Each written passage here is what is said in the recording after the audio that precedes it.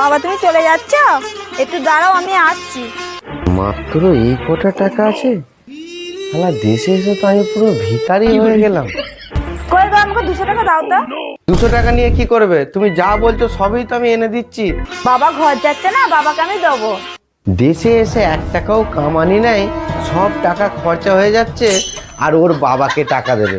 তোমার বাবা কি আমার কাছে টাকা জমা রেখেছে? আমার বাবা টাকা না জমা রাখুক, আমার কাছে জমা রেখেছে।